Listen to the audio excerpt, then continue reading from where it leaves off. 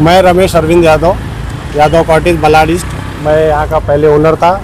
Development में 2006 में हमने ये प्रॉपर्टी डेवलपमेंट के लिए सुरेंद्र शाह को अपॉइंट किया। उसके साथ हमने कन्वेंस किया, रजिस्टर्ड एग्रीमेंट किया।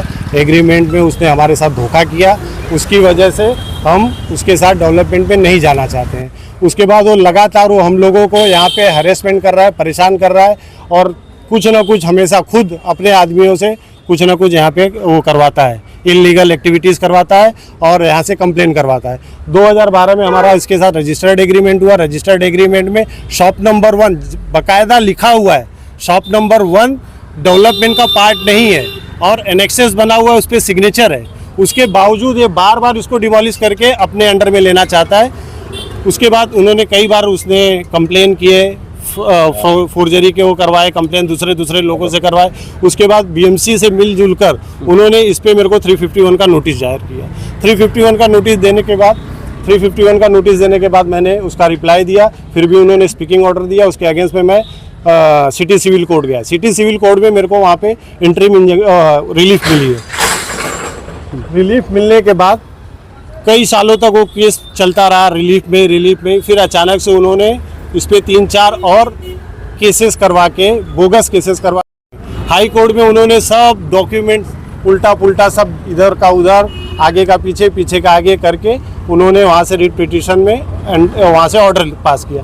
हाई कोर्ट के ऑर्डर में उसमें लिखा हुआ है कि all illegal structure BMC should, मैं आपको दिखाता हूँ उनका हाई कोर्ट के ऑर्डर में लिखा है, BMC is directed to demolish the said illegal structure on the writ land.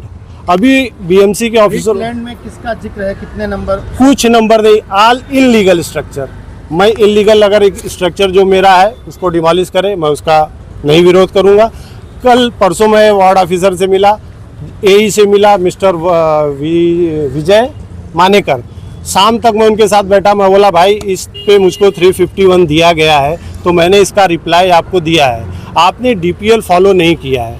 आप डीपीएल फॉलो करिए, उसके बाद आपको जो एक्शन लेना है, लीगल है इलीगल है, उसके बाद आप मुझको स्पीकिंग ऑर्डर दीजिए। हियरिंग लगी कि नहीं? हियरिंग नहीं लगी, हियरिंग भी नहीं लगी और मेरे रिप्लाई का रिटर्न मेरे को कोई जवाब भी नहीं आया है। अच्छा, डिमोलिशन करने के पहले मेरे ख्याल से बीएमसी का रूल है और सुप्रीम कोर्ट का भी ऑर्डर है कि बीएमसी 48 आवर्स पहले वहाँ के जो लोकल रेसिडेंट्स हैं, लोकल लोग हैं, उनको 48 आवर्स पहले नोटिस देना चाहिए। कल मैं उनसे यही पूछा, बोला सर मेरे को तो 48 आवर्स पहले नोटिस भी आप लोगों ने नहीं दिया। वो बोलते हमने बिल्डर को दिया है, रेसिडेंट मैं हूँ, रह रहा हूँ मैं, नोटिस दे रहे हैं बिल्डर को। मतलब बिल्डर को आप बता रहे हो कि कल मैं जा रहा हूँ इनका स्ट्रक्चर डिमोलिश करने। जो कंप्लेनर है बिल्डर, उसको इंटीमेशन दे रहे हैं, मुझको नहीं दे रहे हैं। मुझको कल शाम को भी मैं पर्सनली गया मिलने, तब मुझको बताया गया ये। कल मैं परसों सुबह 9 से 5 बजे तक बैठा था, कोई खाली बोले एक दुकान में डिमोलिश करूंगा।